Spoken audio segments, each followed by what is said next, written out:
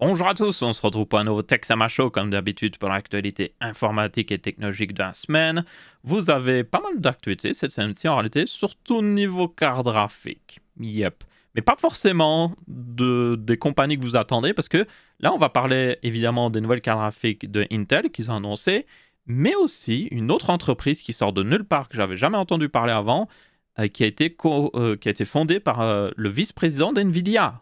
Genre quelqu'un qui a quand même pas mal d'expérience là-dedans. Donc, tape des matières dans la description ainsi que sur la barre de lecture. Commençons tout de suite. La première news de la semaine, c'est évidemment le fait que Intel a lancé et annoncé aussi à la fois leur première génération de cartes graphiques dédiées. Ils avaient évidemment par le passé des chipsets graphiques intégrés au processeur, ce qui leur a donné pas mal d'expérience, surtout au niveau driver. Mais ici, ce sont vraiment des cartes graphiques dédiées, donc elles sont séparées du processeur. Du coup, il commence par les cartes graphiques mobiles, ce qui est un petit peu dommage. Je pense que beaucoup de gens auraient préféré voir d'abord les cartes graphiques de PC fixe. Mais il faut savoir que le marché mobile rapporte beaucoup plus d'argent, donc c'est certainement pour ça qu'ils le font. Du coup, et c'est plus proche aussi des processeurs graphiques qu'ils ont fait jusqu'à maintenant. Donc, on a plusieurs modèles. Déjà, ils ont fait la même chose que les Core i3, Core i5 et Core i7. Ils ont fait les Arc 3, Arc 5 et Arc 7. Logique, ma foi. Donc, nous avons les A350M et A370M. Ce ne sont pas des avions, ce sont des cartes graphiques, je tiens à le préciser. Ce sont évidemment là plus les modèles d'entrée de gamme. Ce sont ceux qui vont sortir maintenant, genre que vous allez voir dans des ordinateurs portables à partir de maintenant. Et après, on passe aux modèles un petit peu plus véloces, notamment avec les A550M, qui ont du coup encore plus de RAM, encore plus, par exemple, même de ray tracing unit, donc des cœurs pour faire le ray tracing. Donc ça, ce sera disponible au début de l'été, comme il précise. Et puis après, vous avez la série 7, qui là sont vraiment des assez grosses cartes graphiques, notamment la A730M et la A770M, qui, elle, en particulier, a 32 cœurs. Alors, ça ne comparez pas ça au cœur de, par exemple, des GPU, j'allais dire Intel, non, Apple, ça n'a rien à voir. Ne comparez pas ça au Rope Unit, par exemple, des GPU NVIDIA, même si c'est en partie similaire. Ça ne veut pas dire grand-chose comparé aux autres marques. Je tiens à le préciser. Par contre, ce qu'on peut voir au niveau du reste des autres specs, c'est que, par exemple, ils ont mis 16 Go de GDDR6. On peut voir aussi que la carte consommera de 120 à 150 watts.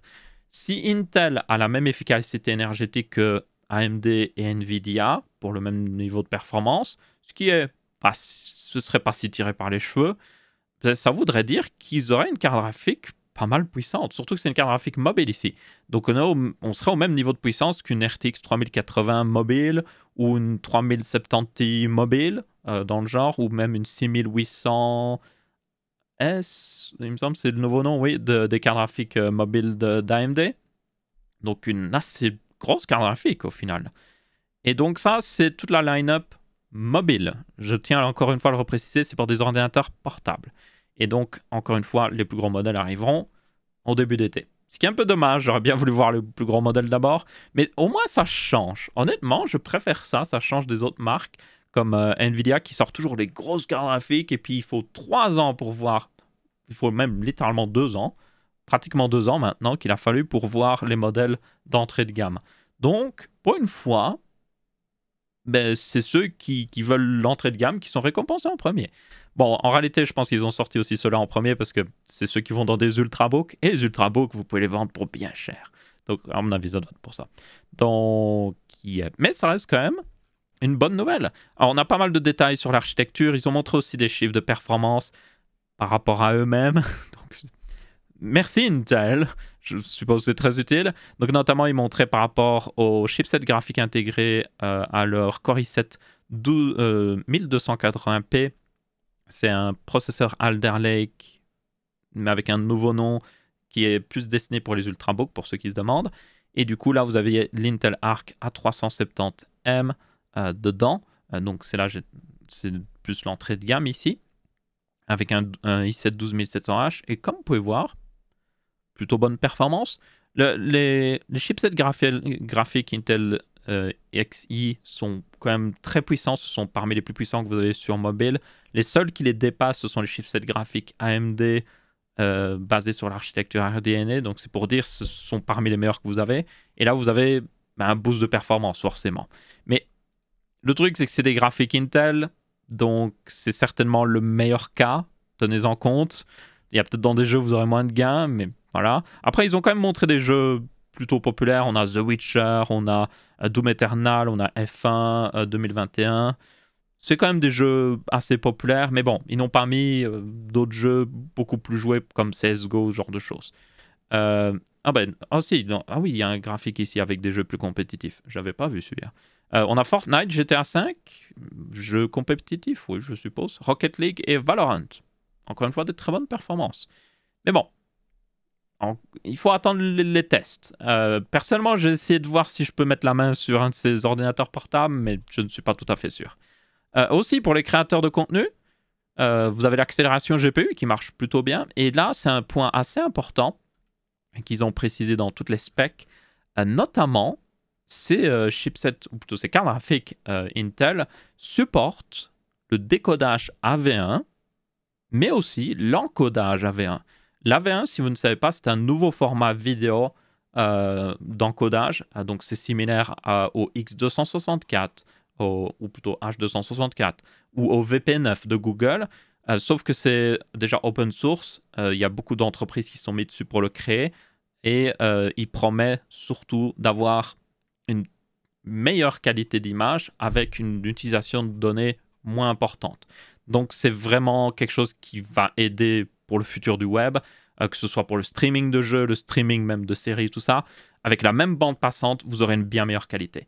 Le seul problème, c'est que la V1, il est hyper compressé. Il faut beaucoup de puissance pour le compresser et le décompresser. Donc, il vous faut idéalement des décodeurs, en tout cas intégrés à votre hardware. Il y en a déjà de sortis. Les RTX 3000 supportent tous la V1 pour information. Les RX 6000 d'AMD aussi supportent la V1. Et du coup, les Intel Arc vont supporter la V1. Plutôt bonne nouvelle ici. Ainsi que d'ailleurs les XE graphiques supportent le décodage AV1. Mais là, ici, ils vont encore plus loin parce qu'ils rajoutent l'encodage AV1, ce qui n'a pas été encore fait jusqu'à maintenant, à part si vous utilisez un processeur pour encoder la V1, mais là, ça demande beaucoup de puissance. Là, avec la carte graphique, c'est beaucoup plus facile à faire. Je pense que vous avez déjà vu avec notamment les encodeurs NVIDIA intégrés à leur carte graphique qui sont hyper performants comparé à un CPU en utilisant presque rien de consommation. Mais là, ce sera la même chose, sauf avec de la V1, ce qui est une très très bonne nouvelle. Donc, ça pourrait être génial pour du streaming dans le futur, ça pourrait être génial même pour enregistrer des vidéos sur votre PC pour que ça utilise moins de bande d'espace, ou tout simplement peut-être aussi pour encoder dans des programmes de montage. Et ce sera déjà le cas. Ils ont dit qu'ils avaient le support notamment dans Adobe Premiere qui était déjà intégré dans DaVinci Resolve et d'autres logiciels similaires. De très bonnes nouvelles. Dans aussi FFmpeg, pour ceux qui se demandent, ça c'est assez important, FFmpeg. Parce que c'est basiquement à peu près partout FFmpeg. Donc très bonne nouvelle, globalement. Il y a d'autres specs qu'on pourrait parler. Encore une fois, ils ont des RT Core en quelque sorte, des Ray Tracing Units, comme ils les appellent. Donc ces cartes graphiques pourront faire du Ray Tracing. Après, c'est la première génération ici pour Intel, donc je ne m'attends pas à les mêmes performances que Nvidia, tenez-en compte. Un peu comme AMD, leur première génération n'est pas aussi impressionnante au niveau Ray Tracing. Après, c'est pas forcément un gros désavantage selon moi, parce que surtout sur un ordi portable, je ne sais pas si vous voulez activer le Ray Tracing, il n'y a pas beaucoup d'intérêt. Du coup, vous allez me dire, oh, mais moi je veux les GPU pour PC fixe, parce que j'ai pas envie d'un ordinateur portable. Eh bien, ils en ont profité aussi pour un petit peu teaser les GPU pour PC fixe, qui arriveront plus tard dans l'année, normalement. Donc, soyez rassurés là-dessus, ça arrive. C'est juste qu'ils commencent par le mobile. Et du coup, notamment, ils ont montré leur plus grand modèle ici. Je ne sais plus c'était laquelle, c'était la A770M, un truc dans le genre. Bref, voilà à quoi elle ressemble. C'est une édition limitée apparemment par contre. Un truc aussi que je me demande, c'est est-ce qu'il y aura des versions... Est-ce que toutes les cartes graphiques seront fabriquées par Intel? Ou est-ce qu'ils vont avoir des partenaires comme Asus, MSI, Gigabyte? Ça, c'est une assez grosse question, honnêtement. Visiblement, pour le moment, ce sera seulement Intel. Donc, on verra bien. Après, je suppose que rien n'empêcherait d'avoir les autres partenaires qui rejoignent derrière. Ils ont déjà l'expérience de le faire, donc ouais. Dans tous les cas, voilà leur modèle, du coup, Founder Edition. Assez similaire à ce qu'on a déjà vu avec les autres constructeurs de cartes graphiques. Euh, J'aime assez bien le design. J'aime moins le design en bas, comme vous pouvez voir. Alors ça, c'est parce qu'ils font un drôle d'effet. Vous voyez que c'est un peu... c'est moulé, genre c'est courbé là, ça fait un peu bizarre.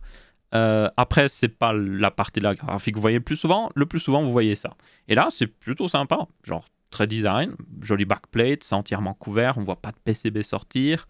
On voit le radiateur ici, par où sortira l'air, que ce soit de ce côté-là, mais aussi du côté de la carte mère, à peu près comme toutes les cartes graphiques modernes. On voit un petit peu de GPU avec la mémoire. On voit le système de refroidissement ici avec les heat pipes, les coils-ducs. Donc ça, c'est plutôt cool à voir. Visiblement, et aussi les entrées. Vous voyez 3 DisplayPort ainsi qu'un HDMI 2.1, je suppose. Vous voyez que ce sera une carte graphique assez haut de gamme. Pour information, on l'a vu, hein, ce GPU A770M, imaginez la version PC fixe qui sera en partie similaire. Ce sera certainement le GPU qui était, selon les rumeurs, serait au même niveau qu'une 3070 de Nvidia. Ce qui fait un assez bon GPU. Ça couvre déjà beaucoup de gens parce que du coup, ils auront aussi l'équivalent d'une 3060, une 3050 et ainsi de suite.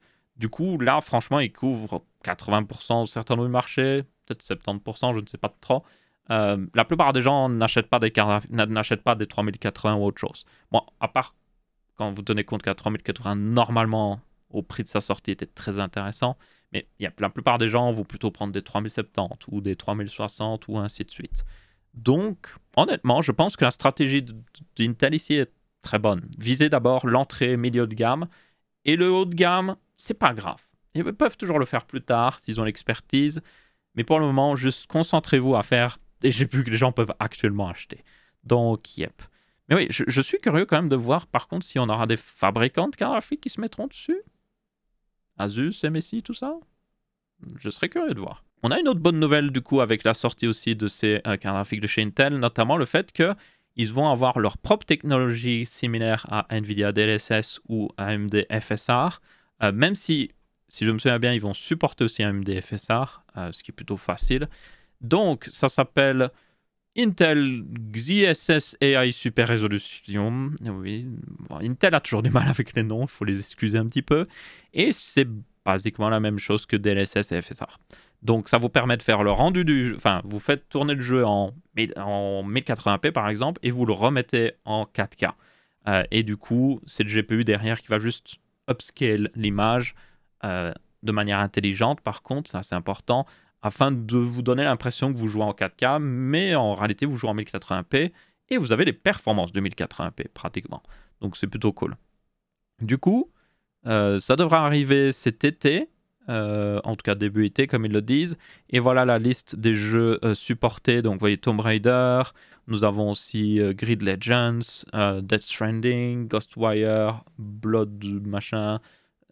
J'essaie de voir s'il y a un autre jeu en réalité assez important. The Settlers, le nouveau The Settlers. Je ne savais pas qu'ils allaient faire un... Ah si, oui, c'est vrai qu'ils rebootent la série, du coup c'est juste The Settlers. Donc voilà.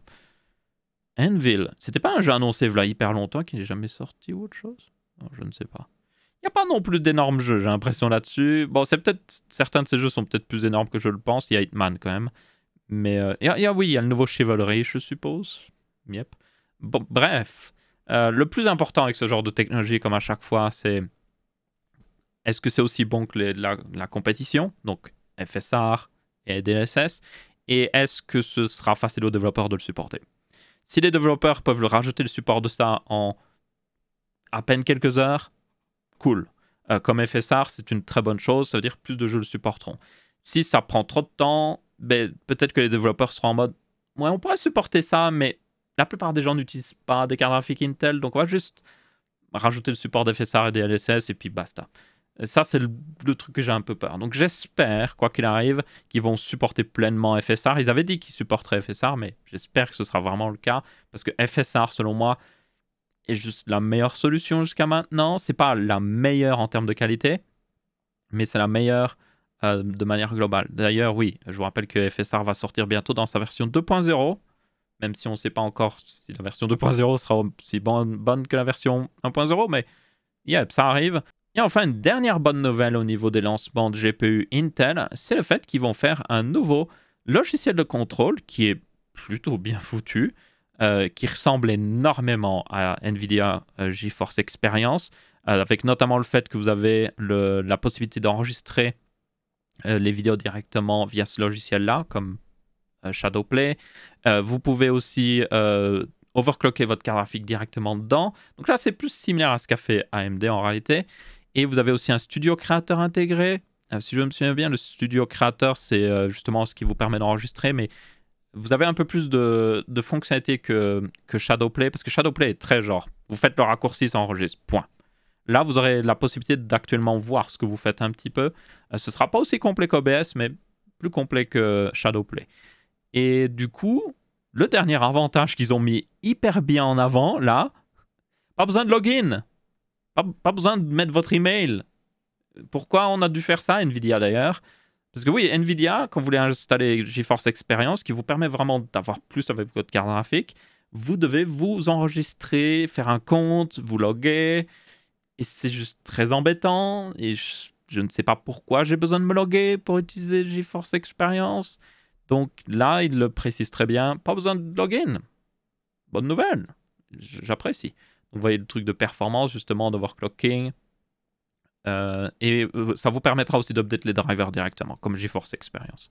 Donc, yep, franchement, ça, c'est une très bonne nouvelle. Surtout que les logiciels de contrôle de Intel sont toujours bons. Intel se débrouille plutôt bien là-dessus. Donc, pour ceux qui auraient peur que est-ce que ça va être bien ou est-ce que ça va être buggé ou autre chose? Non, ça devrait être bon. Intel se débrouille plutôt bien sur ce genre de logiciel. Donc, pas d'inquiétude là-dessus. Il y aura certainement des bugs, mais globalement, je suis pratiquement sûr qu'au bout d'un certain temps, ils auront fixé assez vite. Donc, ouais. Et du coup, je vous rappelle, l'avantage aussi de ce logiciel, c'est que vous pourrez utiliser l'encodage AV1 directement. Et ça, c'est une très bonne nouvelle parce que ça vous permettra de, dans le futur en tout cas, utiliser beaucoup moins de bandes passantes pour juste envoyer la même vidéo. Ou envoyer une meilleure vidéo en utilisant... Bah non, en réalité, oui, vous enverrez une meilleure vidéo avec la même bande passante. Ou alors utiliser encore moins de bandes passantes et avoir la même qualité de vidéo. Yep, c'est ça que je voulais dire. Français est compliqué des fois. Ensuite, on va faire un petit break sur tout le hardware avec une news ici sur un nouvel écran de Apple. Comme vous pouvez voir, ils ont repris le design de leur iMac M1 à 24 pouces en faisant une version ici sans la puce M1 dedans. Donc, c'est basiquement un écran, mais il reste intelligent avec notamment le fait que vous pouvez utiliser AirPlay, tout ça dessus. Vous avez une caméra intégrée et tout. Et vous avez le même design des iMac avec ces couleurs-là. Hein, quoi? Ah non, attendez. Ah bah non, c'est pas Apple. C'est Samsung. Pour ceux qui ont cru jusqu'à maintenant que c'était Apple, honnêtement, je ne vous en voudrais pas parce que le design ressemble extrêmement beaucoup au design de Apple. Ça ressemble même plus, j'ai dit l'iMac, mais ça ressemble beaucoup plus au nouveau Studio Display et au Studio Display XDR, XDR, je sais plus, le Pro Display XDR. Mais non, c'est bien un écran Samsung. Je pense que Samsung était en mode pas mal le design de l'iMac. On va juste retirer la barre en bas. On va éviter de mettre des bordures blanches. Et puis bon, voilà, c'est bon. Hein, on a notre design. Excellent. Merci Apple. C'est vraiment ça, franchement. Du coup, c'est le Samsung M8 pour ceux qui se demandent. Ils avaient déjà les M7 et c'était des écrans similaires. Enfin, pas en termes de design, mais similaires en termes de fonctionnalité. Donc, c'était basiquement un smart écran. Donc, ils avaient mis les mêmes genres de fonctionnalités que vous avez dans une Smart TV, mais dans un écran. Mais ça restait toujours un écran. Donc, 4K, 27 pouces, si je me souviens bien. Ici, on est toujours sur du 27 pouces et toujours avec le même genre de fonctionnalité intelligente. Donc, vous avez encore une fois le AirPlay, vous avez le Cast directement intégré. Vous pouvez brancher un écran, un PC dedans et tout simplement l'utiliser comme un écran. Mais vous avez aussi tout ce qui est streaming et tout ça. Donc, c'est plutôt cool, personnellement, je trouve. D'avoir un écran intelligent comme ça, c'est plus pratique. Vous n'êtes pas obligé de juste l'utiliser comme un écran, vous pouvez faire un petit peu plus avec. Maintenant, les premiers M7, pour ceux qui seraient intéressés par ça, les M7 étaient pas les meilleurs. Enfin, les fonctionnalités intelligentes étaient très bonnes. L'écran en tant que tel, en termes de fonctionnalité, était bon. Vous aviez beaucoup d'input-output. Vous pouviez même charger en USB type C un ordinateur portable jusqu'à 65 watts. Mais le reste, genre... La qualité de la dalle n'était pas la meilleure. Genre, elle manquait en luminosité et la restitution des couleurs n'était pas la meilleure. Donc, basiquement, Samsung avait un petit peu fait son cheap sur la dalle. Et du coup, ça faisait souffrir le reste de l'écran, selon moi. Donc c'était un peu dommage. Ça reste quand même un bon écran, parce qu'il n'est pas non plus hyper cher, le M7. Il me semble qu'il est vendu 300 € pour un écran 4K avec ce genre de fonctionnalité intelligente. C'est plutôt respectable. Et tenez compte que ça reste un écran, donc vous n'avez pas les problèmes des TV qui, elles, ont des énormes input lag et ce genre de choses. Donc, c'est pas idéal pour un PC. Maintenant, alors, il y a d'autres différences autres que le design. Il a encore en réalité un petit peu plus de fonctionnalités, notamment la webcam. Ça, il n'y avait pas sur le M7. Donc, si vous voulez une webcam directement intégrée à l'écran, plutôt cool. Et aussi, du coup, la plus grosse différence, c'est qu'il va coûter la peau des fesses. Il va coûter jusqu'à 700 $ apparemment. Et vous aurez même en précommande, si vous précommandez des Galaxy Buds Pro, donc c'est des écouteurs in-ear, intégrés avec. Donc, yep. 400 nits de brightness maximum. Une assez bonne couverture du sRGB, mais honnêtement, 700 $ pour ça, c'est cher. C'est vraiment très cher. Vous pouvez avoir des très bons écrans 4K pour 500 €. Genre, je parle même d'écran 4K professionnel avec des très bonnes couleurs. Vous achetez un Chromecast, vous achetez même une box Android et vous la branchez à votre écran. Ça vous reviendra moins cher et vous aurez toujours un écran quand même avec un design sympa. Donc là, on sent qu'il y a la taxe design. Genre, oh, on a fait un design sympa, donc vous devez payer plus. Alors, pour certaines personnes, ça vaudra toujours la peine parce que c'est un design qui s'intégrerait peut-être mieux à leur living room. Et la plupart des autres écrans, c'est toujours genre, oh, c'est un écran, il est noir et voilà, c'est un écran.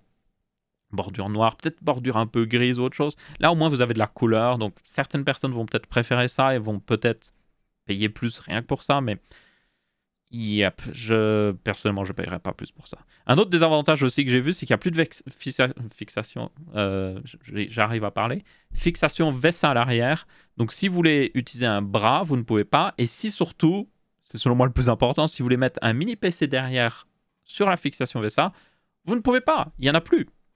En tout cas, selon le site. Donc, c'est plutôt bof, c'est même extrêmement bof. Vous perdez en fonctionnalité, en partie.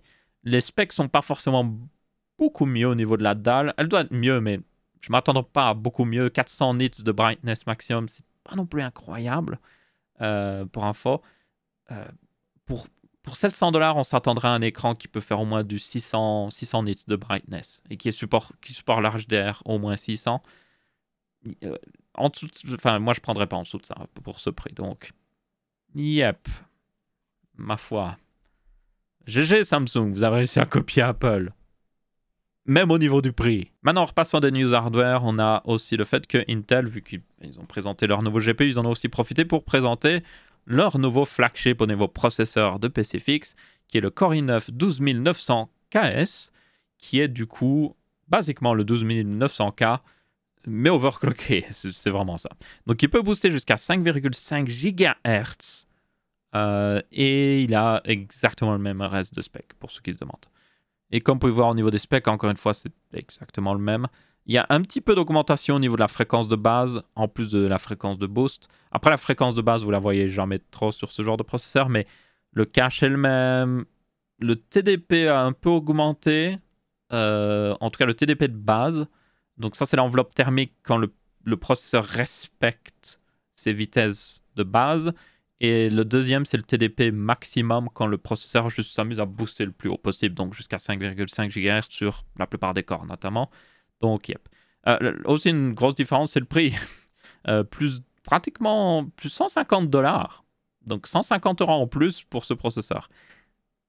C'est cher. Ça se voit qu'Intel est en mode, on a le meilleur processeur, donc on va le mettre à un prix plus important. Et honnêtement, ils n'ont pas si tort que ça, parce que c'est réellement le meilleur processeur que vous pourrez acheter pour votre PC. Alors, je ne dis pas en termes de consommation électrique, à part si vous voulez chauffer votre maison, oui, là, c'est le meilleur processeur. Mais en termes de performance pure, c'est réellement le meilleur processeur qui existe, parce que le 12900K était déjà au même niveau que le 5950X d'AMD, qui est vendu au même prix. Maintenant, il a diminué en prix, il est à plus de 600 €. Et du coup, ce 12900KS devrait le dépasser forcément. Il sera meilleur dans les jeux, ça c'est sûr et certain. Et même en tâches professionnelles, il devrait être meilleur. Donc, yep, ce sera le meilleur processeur de PC fixe que vous pouvez acheter dans le domaine du consommateur normal. Je ne parle pas de prendre des Threadripper ou autre chose, ce sera le meilleur processeur que vous pouvez acheter. Maintenant, est-ce que ça vaut vraiment la peine? Pas forcément. Personnellement, je prendrais, si vous voulez vraiment prendre un processeur overkill pour le jeu qui va tenir longtemps et tout, prenez le Core i7 12700K. Il est juste bien meilleur. Le KF aussi, si vous voulez économiser un peu, est juste bien meilleur. Il a le même nombre de cœurs haute performance. Il a un peu moins de cœurs haute efficacité. Par contre, ça c'est une erreur que j'ai fait dans le live de montage notamment, que j'ai fait l'autre jour sur Twitch. Si vous l'avez manqué, il y aura une vidéo qui sortira. Mais du coup, pour moi, il est meilleur. Il est juste meilleur. Le Core i9 n'a pas beaucoup d'intérêt à être pris. Et surtout, il consomme énormément d'énergie. Donc, vous allez le sentir dans votre pièce aussi. Il faut le tenir compte. Comme il chauffe beaucoup, il va faire chauffer votre carte graphique aussi, parce que ça va chauffer la pièce. Et du coup, au final, vous allez peut-être limite avoir moins de performance. Ça, c'est quelque chose de serait intéressant de tester. Mais bon, dans tous les cas, yep, prenez le Core i7. Ce Core i9 est complètement stupide au niveau, selon moi, de la consommation qu'il va avoir et surtout au niveau du prix. Ensuite, on a une news au niveau du Direct Storage qui est enfin arrivé sur PC. Et il a été testé, c'est le plus important ici. Alors, ça va prendre du temps pour que ce soit pleinement intégré. Donc, le Direct Storage, si vous ne savez pas ce que c'est le fait que la carte graphique puisse directement prendre sur un SSD les fichiers dont elle a besoin, donc les textures notamment, et sans passer du coup par le processeur. Parce que le processeur rajoute du délai déjà, et aussi, si le processeur a du mal, il est dépassé, il va ralentir énormément la carte graphique. Donc, ça permet vraiment d'accélérer les choses. Maintenant, comme on a pu le voir via ces tests ici sur le Direct Storage, les gains sont pas si importants que ça. Maintenant, c'est aussi quelque chose qu'il faut tenir compte que ça va prendre du temps pour que le Direct Storage monte vraiment toutes ses capacités. Donc notamment, il faudra des jeux qui le supportent pleinement. Il faudra aussi que les développeurs l'exploitent pleinement parce qu'il n'y a pas juste supporter. Il faut vraiment l'exploiter à fond pour en tirer un maximum de performance. Le problème avec ça, c'est que si vous êtes développeur de jeu, est-ce que vous allez vous amuser à supporter pleinement une fonctionnalité que seulement aussi bien 10% des gens peuvent utiliser? Pas tout à fait sûr. Donc à mon avis, on verra plus les gains sur des jeux sponsorisés Microsoft, donc notamment ceux qui sortent sur aussi Xbox, parce que vous avez le Direct Storage sur Xbox, Series X et Series S. Donc c'est là que vous aurez le plus de gains, et pour les autres, ouais, peut-être. Donc c'est le futur.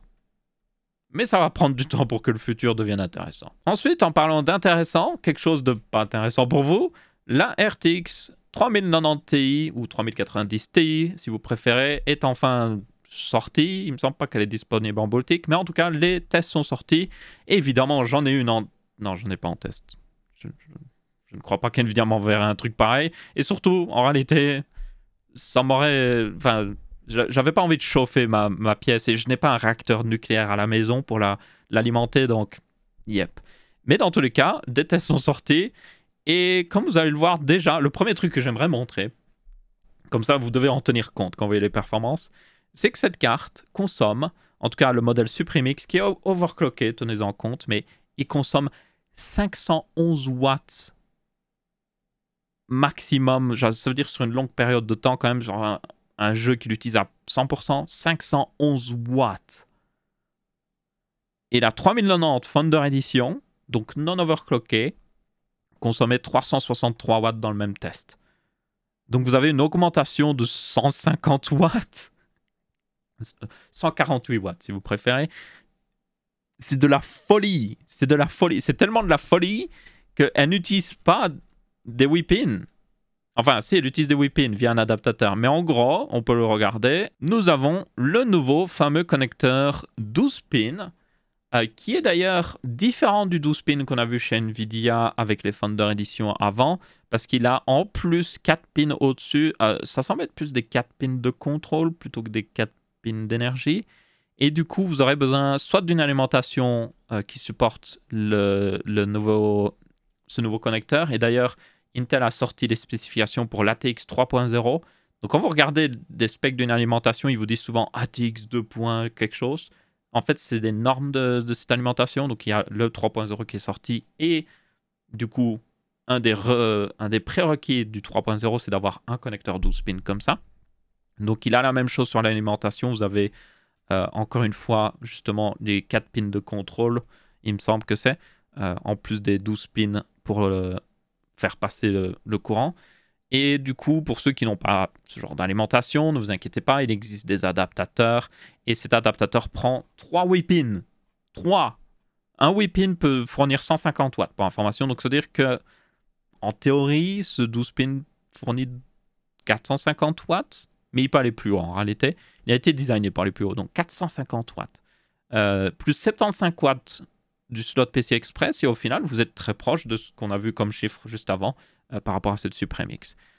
Un truc que je ne comprends pas, et là je requiers l'attention de mes amis électriciens, on est d'accord que pour l'électricité, le plus important, c'est plus vous transportez d'électricité, surtout sur une plus longue distance en tout cas, plus votre câble électrique doit être épais. Genre, il doit être plus gros, littéralement. Pas juste la protection autour, genre ce qui transporte l'électricité, donc le cuivre doit être plus important aussi.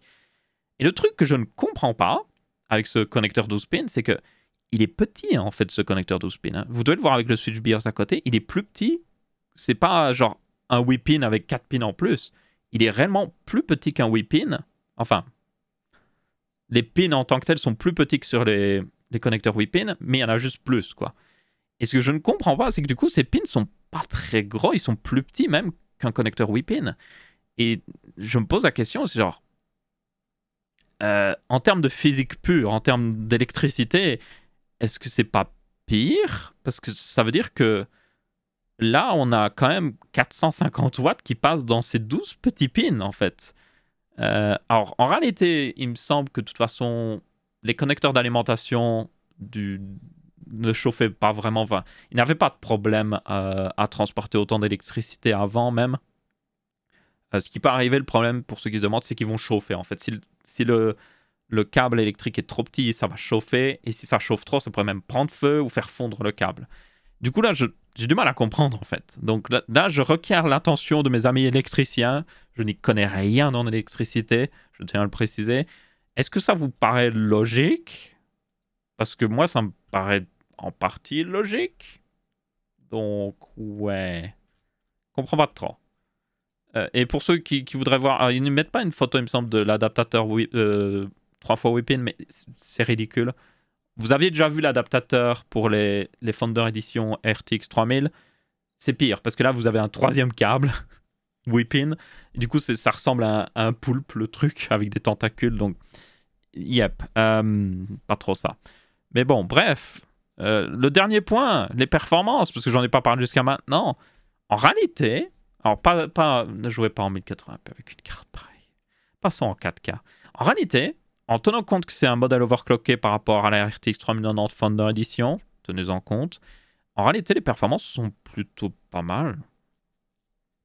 Si on parle juste performance. Par exemple, là, d'une RTX 3080 à une 3080 Ti, on avait un gain de un peu moins de 10%, et là, on a un gain à peu près de 10%. Donc, au final, c'est à peu près le même gain que vous avez en passant d'une 3080 à une 3080 Ti. En termes de pure performance, genre, je m'attendais à moins, franchement. Parce que, pour information, il n'y a pas beaucoup plus de coups d'accord par rapport à une 3090. Il semblerait ici que vraiment ce qui a fait la différence, c'est la nouvelle mémoire, la nouvelle GDDR6X, ainsi qu'un petit overclocking sur le cœur GPU. C'est vraiment ça qui a fait la différence. À mon avis, les coups d'accord n'ont pas fait beaucoup de différence. Maintenant... Quand vous avez vu la consommation et surtout le fait que cette carte va coûter beaucoup plus cher qu'une 3090 qui coûtait déjà beaucoup trop cher par rapport même à une 3080 Ti qui elle aussi coûtait beaucoup trop cher par rapport à une 3080, vous rajoutez, hein, c'est du niveau, c'est du multiple niveau de plus cher, c'est Inception version capitalisme je suppose. N'achetez pas cette carte. Juste n'achetez pas cette carte. C'est de la folie selon moi. C'est vraiment de la folie. Même si vous n'avez pas une 3090 ou une RTX 3000 et que vous aviez déjà une carte graphique un peu genre overkill par le passé, par exemple, vous êtes possesseur d'une RTX Titan, par exemple, d'ancienne génération, même pour vous, honnêtement, genre, prenez une 3090. Genre, les 3090 sont en train de baisser en prix. Elles redeviennent raisonnables. Vous l'overclockez, vous aurez à peu près le même niveau de performance. Ou en tout cas, vous en approcherez suffisamment pour... Voilà. Parce que là, vous avez la même quantité de RAM, il n'y a aucun autre avantage. Vous n'avez pas vraiment plus de trucs. Vous avez juste besoin d'un réacteur nucléaire à côté de votre PC. Mais à part ça, oui, il n'y a pas d'énorme différence. Et le problème aussi avec ça, avec cette énorme consommation, c'est que ça va finir dans votre pièce. Tenez-en compte. Même si la carte est bien refroidie, ça finit dans votre pièce. Et vous allez le sentir, cette chaleur. Non, c'était pas 400, c'était 500 watts. Et ça se voit d'ailleurs au niveau du refroidissement utilisé ici. Regardez la taille de ce truc. C'est une triple slot. Elle fait 3 slots. Elle est plus haute qu'un slot PC Express. Une carte graphique normale aussi. Elle est juste énorme. C'est de la folie comme refroidississement. Vous pourriez, à mon avis, refroidir à peu près n'importe quoi avec ça. Donc, yep. Ne l'achetez pas. Ensuite, on a une autre news au niveau carte graphique avec justement ce que j'ai parlé dans l'intro. More Threads, c'est le nom de la compagnie, a annoncé leur première carte graphique. Donc, c'est une compagnie chinoise qui a été fondée, plutôt confondée, j'allais dire. Ouais, techniquement, ça devait être confondé avec d'autres partenaires commerciaux, mais ça a été fondé par... Alors, je n'essaierai pas de prononcer son nom parce que je ne parle pas du tout chinois, mais en tout cas, par cette personne ici, qui est, pour information, assez important parce que c'était le vice-président, enfin le global vice-président et le general manager pour Nvidia pendant 15 ans apparemment. Donc, bon, il a dû monter en poste pendant les 15 ans, mais quelqu'un avec pas mal d'expérience, qui a travaillé chez Nvidia, donc c'est quand même pas n'importe qui. Et du coup, ils ont présenté leur première carte graphique. Donc vous avez la MTT S60 et la MTT S2000. Je ne sais pas pourquoi on passe de 60 à 2000, c'est pas grave. Surtout que la MTT S2000 semble être juste la 60 x 2. Donc, yep. Au niveau des specs, alors déjà, ils supportent l'encodage, en plus de décodage AV1. Plutôt cool. Et surtout, au niveau des specs, vous avez 2048 FP 32 cœurs. Donc c'est un jeu d'instruction, les FP32. Ça ne veut pas forcément dire grand-chose. Ne commencez pas à comparer à d'autres cartes graphiques. La puissance pure, en tout cas, qui donne est de 6 teraflops et de 12 teraflops sur le plus gros modèle. Et vous avez 8 Go de LPG DDR4X. Oui, on retourne dans le passé. Alors, ça reste toujours une RAM puissante, mais yep, c'est un peu plus ancien. Et d'ailleurs, ces deux cartes graphiques sont gravées en 12 nanomètres. Donc ça aussi, c'est plutôt old school. La puissance semble être quand même respectable. 12 teraflops, c'est plutôt pas mal.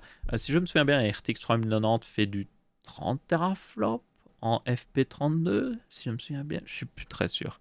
Donc ça reste quand même des specs respectables. En plus, elles supportent DirectX, Vulkan, OpenGL et OpenGL ES. Et elles sont supportées sur tout à peu près les OS. Donc que ce soit tous les OS x86 ARM, donc Windows, Linux et tout le tralala. Donc c'est plutôt respectable. Ils ont même des sorties vidéo et ils ont montré qu'elles tournaient. Elles faisaient tourner des jeux parce qu'elles supportent DirectX. Donc ils ont fait tourner League of Legends dessus, si vous voulez jouer avec. Mais non, le but de cette carte graphique n'est pas de jouer, même si plus tard ils pourraient faire des cartes graphiques pour les jeux. Ici, c'est le marché professionnel qui vise, clairement. C'est pour les data centers, ça se voit même au design des cartes. Surtout la modèle le plus puissant n'a pas de ventilateur parce que tout simplement c'est un design qui est fait pour être dans un rack serveur avec le flux de l'air qui rentre dedans et qui ressort de l'autre côté.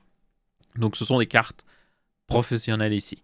Et elles sont apparemment faites pour tout ce qui est physique 3D. Elles ont été designées en tout cas pour accélérer la physique 3D. Donc on verra ce que ça donne. Une chose est sûre, ça fait pas de mal d'avoir plus d'acteurs sur le marché. Et j'avais déjà dit plusieurs fois par le passé, selon moi, le CPU, il y a beaucoup, surtout au niveau mobile, on focus énormément sur le CPU, alors que le GPU, c'est le futur. C'est vraiment le futur. Ça se voit avec notamment l'encodage et le décodage AV1 qu'on a vu avec les nouveaux Intel Arc. Ça se voit avec Nvidia qui peut encoder des vidéos plus rapidement qu'un processeur avec à peu près la même qualité. Ça se voit avec l'accélération GPU dans tous les programmes de montage. Yep, le GPU, c'est clairement le futur. Maintenant, il y aura toujours besoin de CPU, mais du coup, yep, c'est le futur. Et voir plus d'entreprises se lancer dedans, c'est tout à fait logique. Donc là, c'est un acteur supplémentaire, ce qui devra apporter un petit peu plus de concurrence. Et avec un peu de chance, si ils ont des bons résultats et qu'ils se sentent on va dire, de couvrir plus de marché, on aura peut-être un GPU fait pour le jeu vidéo. Donc ouais, ça pourrait être plutôt cool. Et enfin, une petite dernière news au niveau space, c'est le fait que Hubble ne voulait pas que James Webb vole tous les lauriers de ces derniers temps. Il voulait juste avoir un dernier achievement avant d'être certainement mis en retraite bientôt, parce que Hubble, je vous rappelle, c'est le télescope qu'on avait envoyé en basse orbite autour de la Terre, qui a pendant pas mal d'années été l'un des plus gros télescopes spatials qu'on avait. Le problème, c'est que Hubble est très vieux, et du coup, petit à petit, Hubble perd en capacité, perd en fonctionnalité, et ils sont obligés de faire tourner certains systèmes en retrait, et tout ça. Genre, voilà, il y a un moment, Hubble ne fonctionnera plus, c'est à peu près sûr.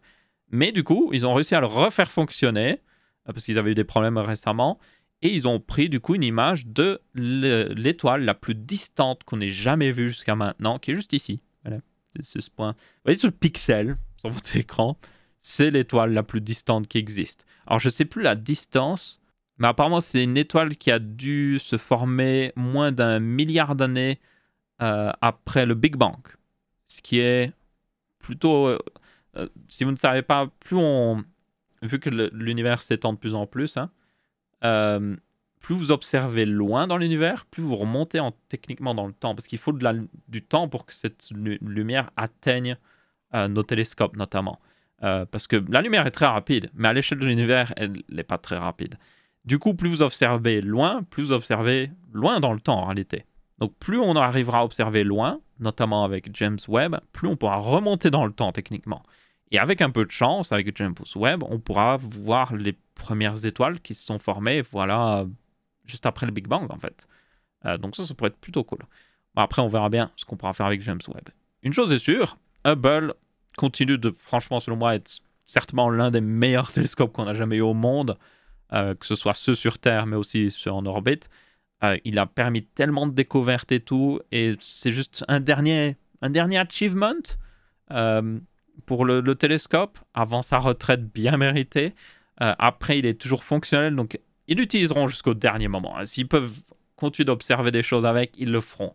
Mais ouais, à mon avis, c'est la dernière fois qu'on voit dans les news que Hubble découvre quelque chose d'important. Et à mon avis, la prochaine news, ce sera que Hubble ne fonctionne plus et qu'il est mis à la retraite. Donc, yep. Ce qui est un peu triste, mais il aura très bien rempli son objectif, malgré quelques problèmes au tout début. Bref, dans tous les cas, on va rester là pour cette vidéo et ce Texama Show, du coup. J'espère que vous avez bien apprécié. Si c'est le cas, vous pouvez laisser un petit pouce bleu. Pour ceux qui ont manqué d'ailleurs le live de montage PC que j'ai fait sur Twitch, pour ceux qui... Je l'ai annoncé un peu sur YouTube, peut-être que vous ne l'avez pas vu. Ça sortira sous forme de vidéo ce week-end. Donc ce sera une vidéo résumée. Donc ça change par rapport à mes anciens live montages où beaucoup de gens étaient en mode « Oh, tu mets 4 heures à monter un PC ». Là, vous aurez une vidéo de même pas 20 minutes, un peu plus de 20 minutes en réalité, qui vous montre le montage de rien à le PC fini, fonctionnel, qui boot dans le BIOS. Donc, ma foi, pour ceux qui voulaient une version plus résumée, vous l'aurez. Et ça montre chaque étape du montage, donc ça peut servir aussi de guide de montage, mais j'ai aussi un guide de montage qui arrive, donc tenez-en compte. Le guide de montage sera beaucoup plus complet et vous montrera vraiment comment faire chaque chose. Donc, yep. Mais ça pourrait aider en attendant pour ceux qui voudraient voir comment monter un PC. Donc, yep, ma foi, j'espère que vous avez bien apprécié cette vidéo. Encore une fois, on se retrouvera pour une prochaine et je vous dis ciao ciao.